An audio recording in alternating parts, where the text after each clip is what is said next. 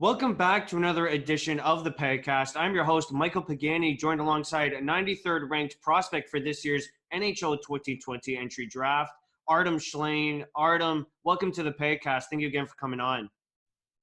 Thanks for having me here again. And, obviously in those circumstances, it's hard for everyone.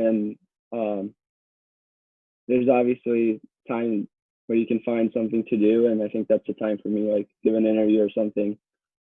Yeah, and I obviously want to give people the exposure to, these prospects that they might not know too much of. I know with you, obviously, being down on the list, not in the top, list that people may look at. I hope to, unveil your background as best as possible, as I can do here with this interview. So I want to thank you again for coming on. It is a true pleasure speaking to what could be a future NHL star. Thanks a lot. Yeah, I hope, my dream comes true, and I'll keep working hard for it. Earlier on during this coronavirus pandemic, a lot of people indulged in Netflix. What did you do to keep yourself busy?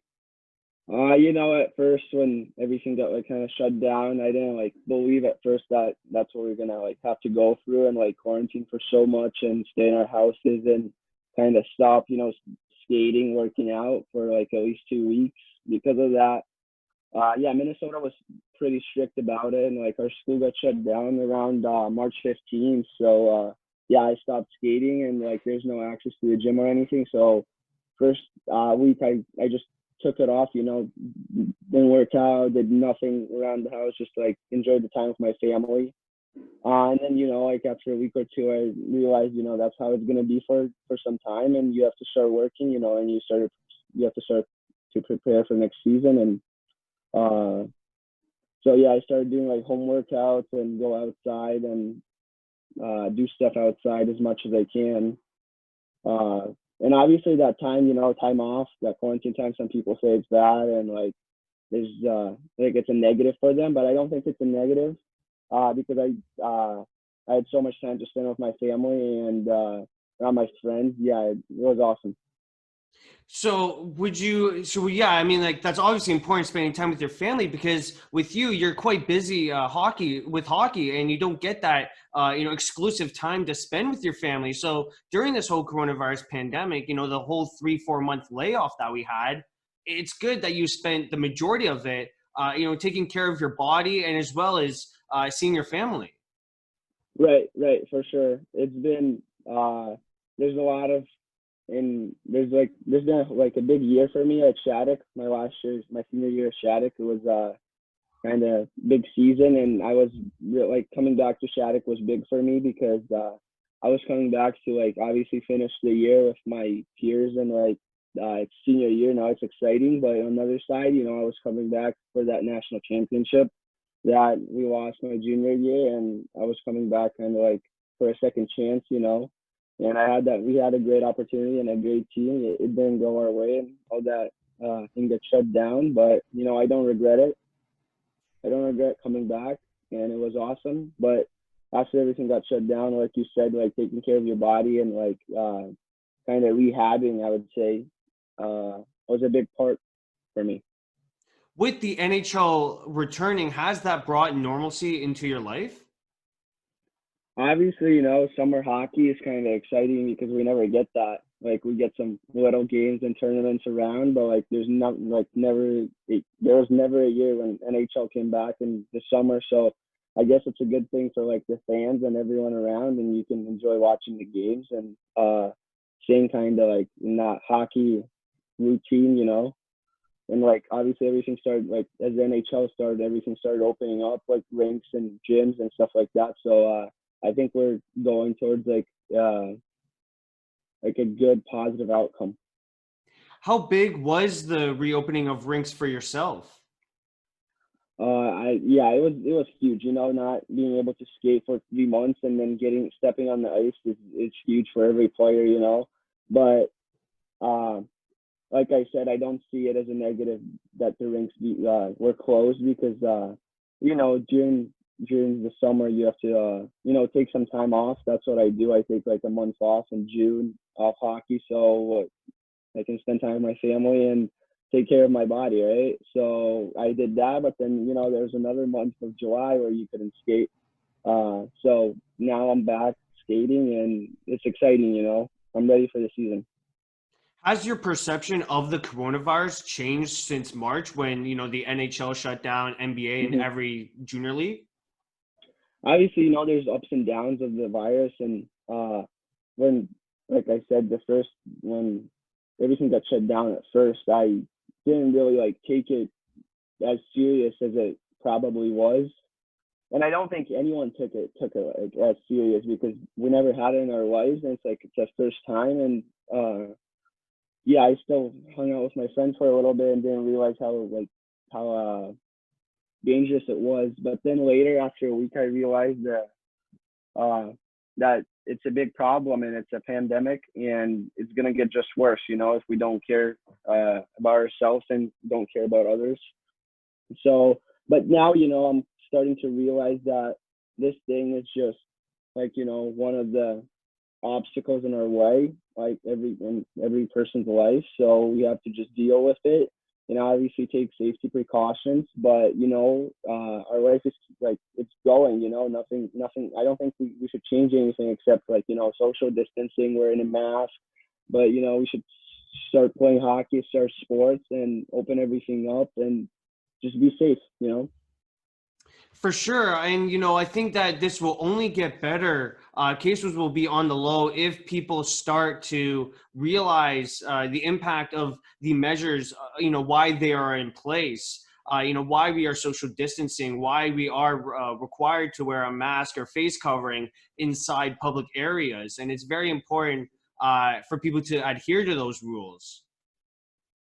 You're right. Yeah, 100%. It's a big part, and it translates to sports. Obviously, we have to be safe, in the locker room if we getting dressed with anyone. Obviously, take those 6 feet, and on the ice, try to kind of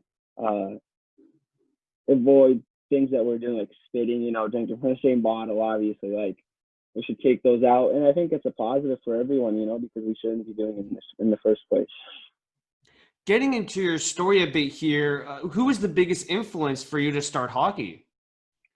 Everything starts with my family, obviously, for hockey. And as many people might not know, I actually started as figure skating at the age of 5 because my mom liked it and she said I should try. And I was like, why not, and I started. And I've been there for 6 months, and then I said I quit. I couldn't do it because I'm a different person, I guess, and I like more action and I like team sports, so I said I can't do it. I don't want to do it anymore. I was not interested in it.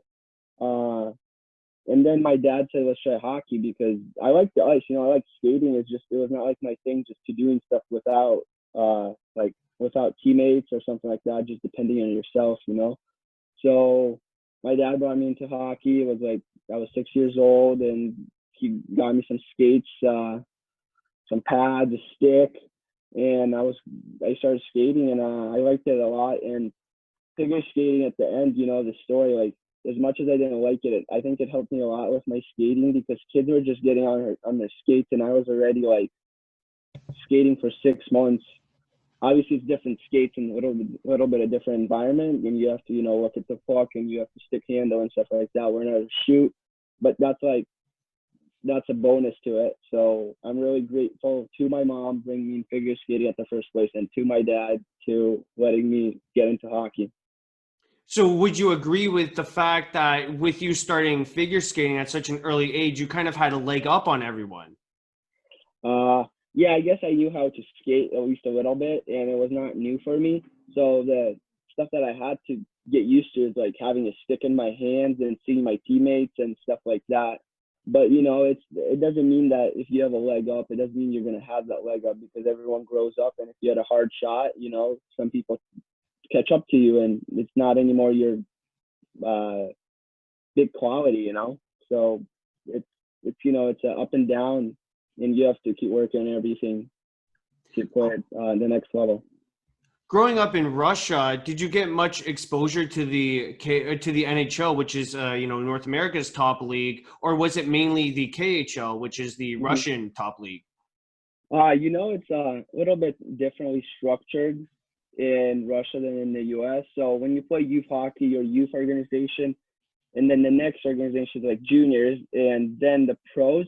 It's all the same thing, kind of. It's the same organization. So they track your progress, and obviously you can get traded in juniors at any time and go to another organization. But it's not like there's an NHL team and they don't have kind of a junior team where they get their players. So it's a little bit different. So obviously when I youth hockey, nobody really like tracks your progress or something like that. It's just your parents watching, you're having fun, and you're enjoying the game. But when I grew up and I was like 13, 14 years old, there's people in the arena, like the amount of people increased, and they're not just parents, they're like scouts and other people in like the coaches and the pros and coaches and juniors, and they want you to succeed there because your next step is playing on their team. So yeah, I got a good exposure to like the junior team and Dynamo and then the pro team. But at 15 years, when I was 15, we decided that I should move to the US because there's more exposure to the NHL in the US, and you have an opportunity, and you have time for education and hockey. So that was a big step for me. Did you have a favorite KHL or NHL team growing up? My favorite KHL team was Dynamo because I was playing in their organization. So obviously I was a big fan. You play for that team, and one day you have a chance to play on the pro team there.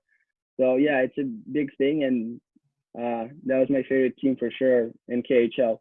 NHL, I liked the Red Wings when I was younger because the way they played, and I liked Pavel Datsyuk a lot when I was younger. So then the way he played, and I tried to manage my game.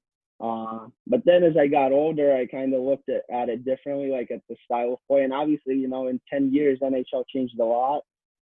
So I've been following the Tampa Bay Lightning for the last 6 years, and I was a big fan of them because the way they play, and they play an offensive style, and I like how they play together as a team, and the players on the team it's really exciting to watch them. But it's not like I want to play in the Lightning. It's just a team I like to watch, and that's why I call them my favorite team, because uh, later in the draft, whatever team selects you have to play for them, and it's going to be your favorite team for the rest of your life.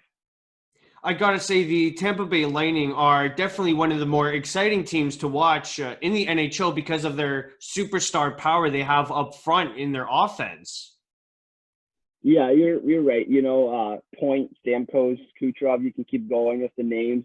Victor Hedman on the blue line, Andrei Vasilevsky. Yeah, those guys they know what they're doing, and they're pros, and they've been there for a while. So yeah, you just dream about how you can be one of them in the future. Did you ever, well, I mean, you played in the Dynamo Minsk, I believe that's the team name, organization. You got the chance to go to a couple of the games then, I'm assuming, correct? Yeah, I played at Dynamo Moscow, which is capital of Russia, and yeah, obviously we went to some games and watched the pros, and had like sometimes we had a chance to go in the locker room, and the guys would sign our jerseys, and yeah, it was exciting being there. How long did it take for you to adjust to the North American style of hockey? Yeah, so I moved to the U.S. when I was 15 years old, and I moved to Florida, and I played for South Florida Hockey Academy. And the coaches that started that was Olli Jokinen, who was a big star at Florida Panthers. So he was my head coach, and then Thomas Vokun, he was the D coach. So they started this whole program, and they had other players there who were helping us, like skills and stuff like that, like Ed Jovanovski, and then Sergei Krivokrasov. There's a lot of guys who would come on the ice, and like how big those guys were, and they're still skilled, and you learn from them. So I think it was the right move for me to go there to Florida. And we would never play a Florida team as people might think. We would always fly out like on Thursday or Friday, spend a weekend in Boston, Detroit, or Chicago, or big hockey cities, Minnesota, Minneapolis, and play those teams for like a showcase or something, 3, 4, 5 games, and then go back to Florida and start practicing and being school there. So yeah, it's an interesting organization, and like as many people from Europe, they it's hard to adapt right away to NHL, like not NHL, to North American style and the rink and the size of the ice sheet and stuff in the culture. So going there, I think it might be good for everyone who wants to move to the US. So I really suggest doing that, and it'll help you in the future for sure. And as of adapting, like you said, I think adapting to like the ice sheet is the biggest part, because North American hockey is really fast. But what I think is you have to bring your game, and you don't have to change your game up to like the opponent or the like the culture or the ice sheet. You just have to play like you play, and if you good enough at what you do, you'll be good enough everywhere. You mentioned that you had, talent alongside you to coach you, such as Olli Jokinen and Ed Jovanovski. How were you able to use their tips for your own game? Right. Yeah, Ollie was he was a great mentor and a great coach, and what's more important is he's a great person off the ice and on the ice and on the bench. He would always suggest something. Some coaches would just yell at you and like quit kind of on you because you didn't understand something or something like that. But he would actually teach you so you can produce more and develop. And he would care about your development more than about the results. And I think it's a big part in youth hockey in North America. I think some people forget that development of players is a big part. So I think my next move, when I move to Shattuck, that's a school that cares about the development too. And I think development is a huge part of North American players. In other, or I guess in other troubles that you could have had moving from Russia to North America to the States is actually learning a new language. Who helped you throughout that process? Right. We had an English class in Russia when I was in school there, so obviously you learned a little bit there. But then as you move here, I knew not a lot, but I knew a good amount of English when I moved to Florida my first year. But I didn't have any Russians around me, and my parents were still in Moscow, and my brother was in Moscow still. So, you kind of have to learn yourself, because if you don't learn, you can't communicate, and it affects it affects your school, your grades, your relationships with your friends. Hockey, obviously, like it's big to communicate on the bench and on the ice and understand what the coach is asking from you. So yeah, I had to learn, and I learned by talking, by making friends, and finding new connections. Was there a player growing up who you wanted to model your game after? Like I said, when I was little, I liked Pavel Datsyuk a lot, and he was my kind of role model. But liking a player and managing your game after a player, I think it's two different things. So for me, I think Pavel Datsyuk is like my kind of player I like, and he's my favorite. But the player I manage my game after is Nicholas Backstrom from the Washington Capitals. And I know that people might say they're a little bit similar to each other, but Datsyuk is more the creative guy and more kind of flashy, can score, get a pass out of nowhere, make a pass, make a move, something like that.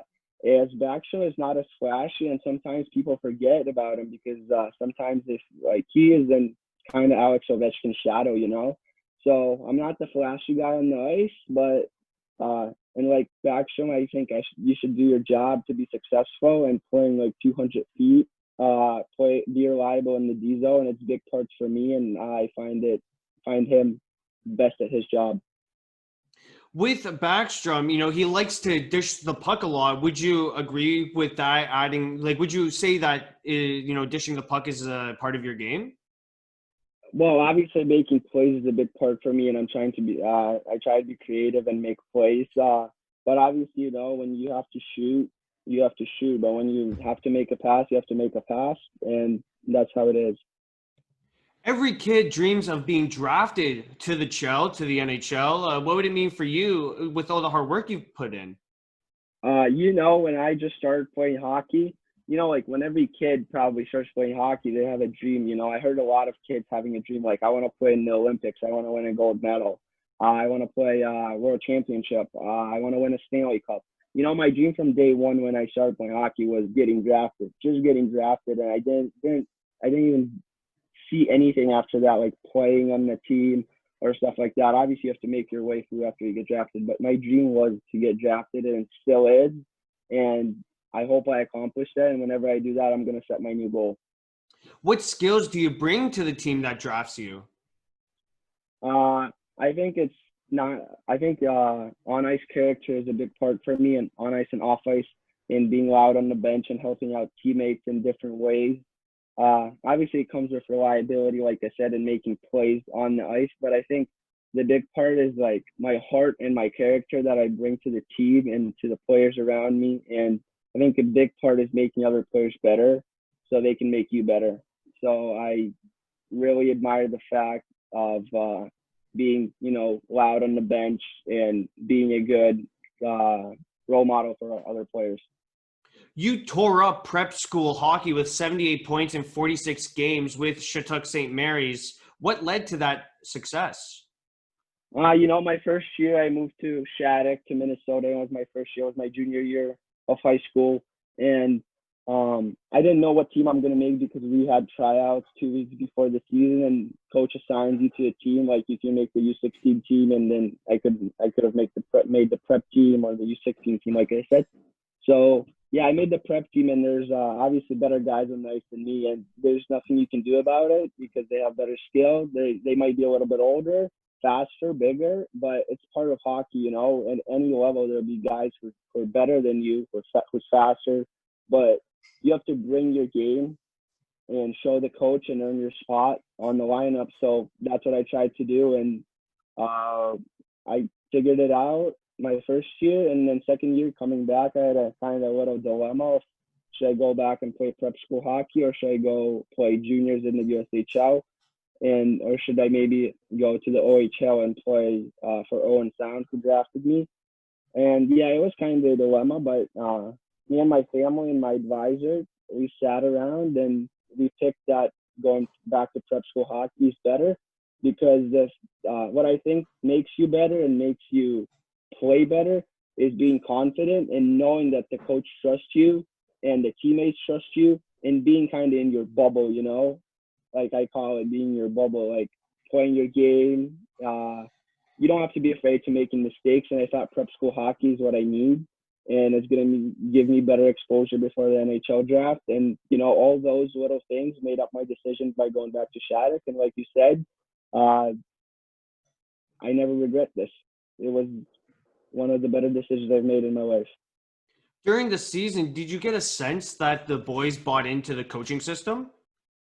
Obviously, like when the team gets together, it's like all new guys, and some guys I played with my junior year, they came back, and we're all seniors. But there's obviously younger guys, and you can't judge them because we were in their shoes, and you have to understand that, and you have to take care of them and kind of like help them around, show them stuff. So yeah, that's what I did, and as soon as we realized that we're a team and if we want to get it done at the end of the year, we have to stick together and play for one another. That's what we did. And I think playing at McPherson Cup in Toronto in end of January kind of put that stamp, of us being a great team and giving us an opportunity to getting it done at the end of the year. But obviously the coronavirus pandemic didn't let that happen. So yeah, moving on, So you would say that, Shattuck, your team, had a lot of momentum rolling into the playoffs. Yeah, right. I would say that after Christmas, we were much better. And, it doesn't only come from on-ice play and the skill of the team or, like, do you have a good goalie or not? Do you have good D, good forward? It's not about that. It's more about the character of the players and understanding that the guy right next to you is equal to you and you have to treat him the right way. And that's what we realized, that playing for one another will get it done. If we do that, it'll get it done at the end of the year. So we did that. And I think at the end of the year, we had all the momentum and we had a great opportunity to finish the season like we wanted. How did you hear about the season ending? The first, our school got shut down, but we thought it's going to be like for, a week or two, and then it's going to get opened up and we can get back to skating. But then I saw a memo on Instagram posted by USA Hockey saying that nationals are going to get canceled because of the pandemic. At first I didn't believe it was true. I thought it was going to get like delayed a little bit, maybe like 2 weeks or something, and we're going to get back and play for ourselves. But it never did, and it was really disappointing. And how are you going to use this time off to better prepare yourself for your draft year and hopefully for an NHL training camp?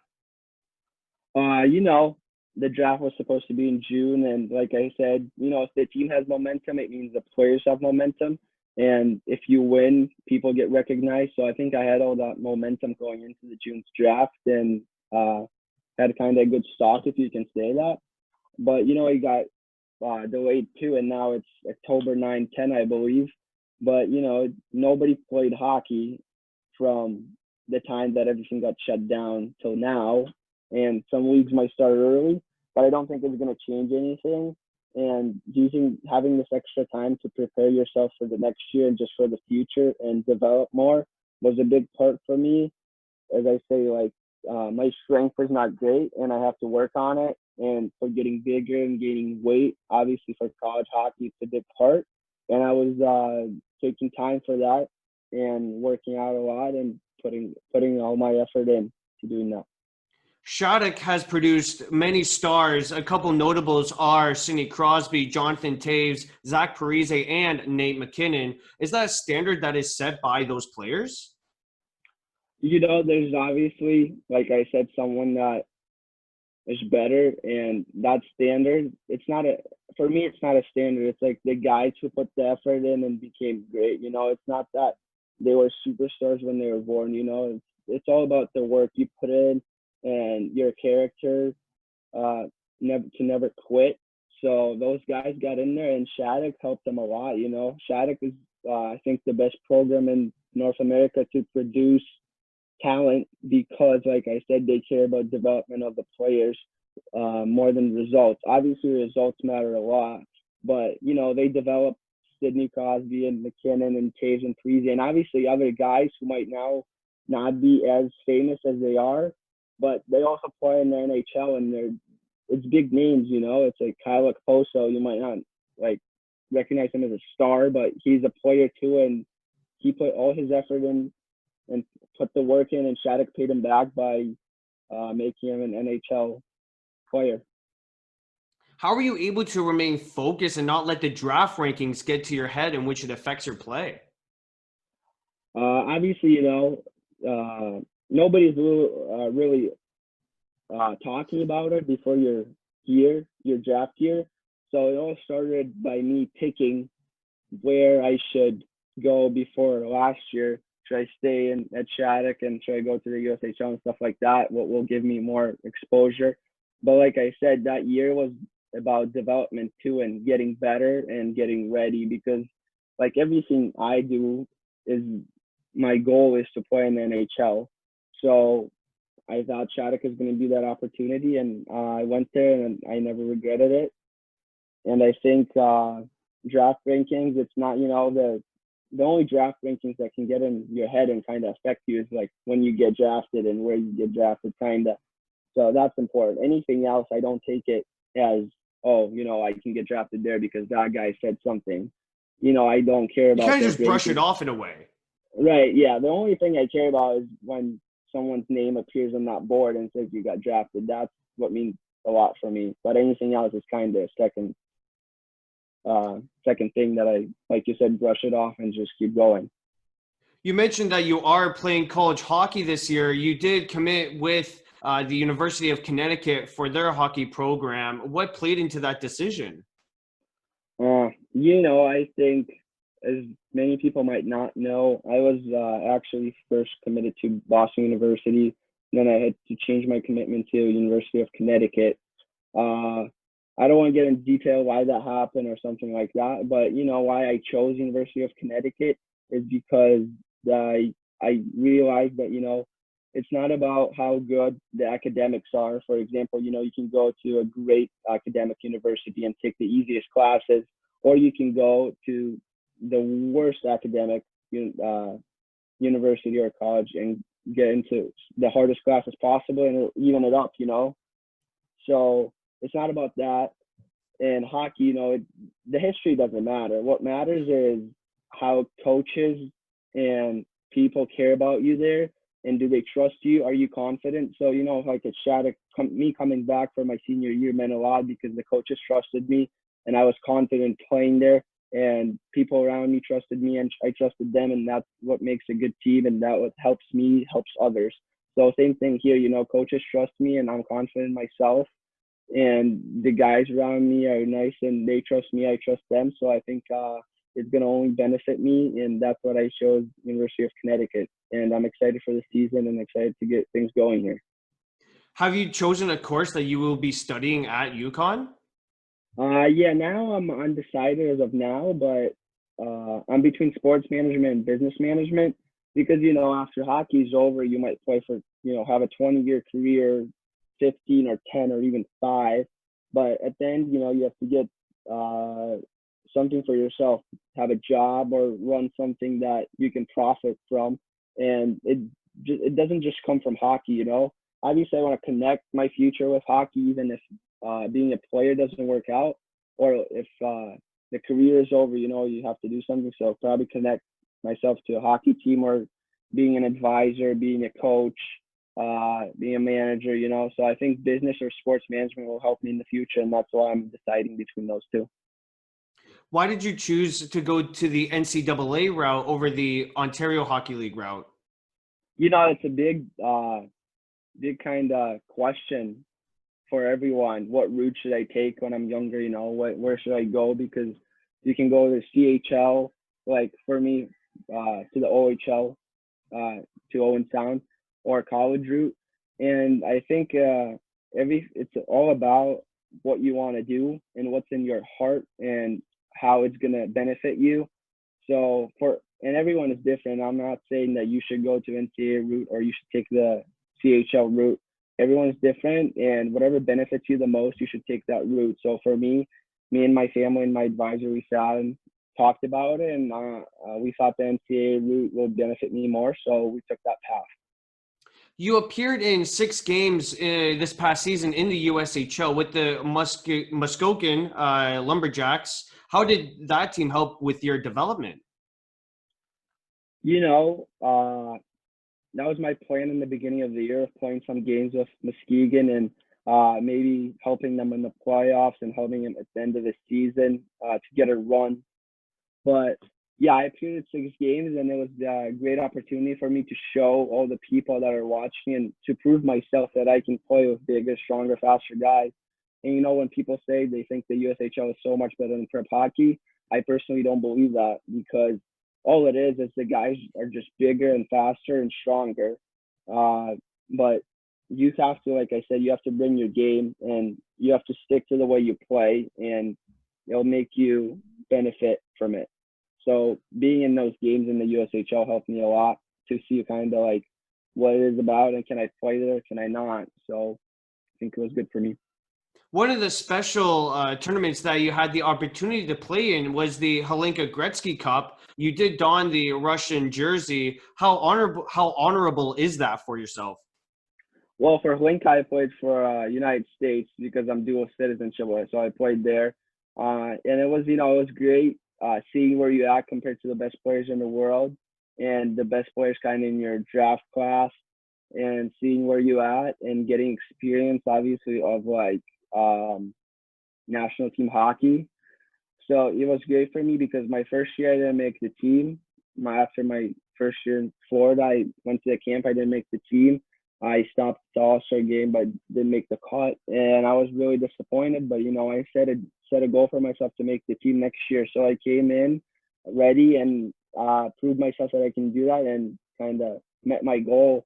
So I was really happy about it, and obviously playing that tournament is big for your exposure. So it was a great experience, and it was awesome. Did that give you a glimpse of how to make a future World Junior team? Obviously, playing for a national team when you're young helps you a lot. Be to show yourself to the coaches and the people, and the at USA Hockey. But it's not that you can't make it later, or if you make it when you're younger, you can't make it when you're older. It's not about that. It's about year from year how you play and how you develop. And if you're good enough, you're obviously going to make the World Junior team. It's just who's better. It comes down to that. Last question here on the Pagcast. Do you have any advice for aspiring hockey players? All I want to say is if you go to hockey, start playing hockey and you don't like it at first, you should, keep doing it. And at the end, having fun at it is the biggest part. And it was the biggest part for me. And I think it's a big part for every kid starting to play hockey. You have to have fun and enjoy the game. If you don't enjoy it, maybe it's not yours. But if you enjoy it, you have to stick with it. But obviously, you're going to have obstacles around when you're playing. Maybe some kid is going to be better than you, and he's going to be on the first line. You're going to be on the second line or something like that. And maybe you'll play less than the other kid. But it's all about the work, and it's all about the final product. And your goal should be to get to playing in the best league possible, which is the NHL, or playing pros. And until that point, everything should be about hard work and having fun, biggest 2 points. I'd like to thank 93rd ranked prospect Artem Shlaine for joining me on today's Pagcast. Thank you again, Artem. Thank you. Appreciate it.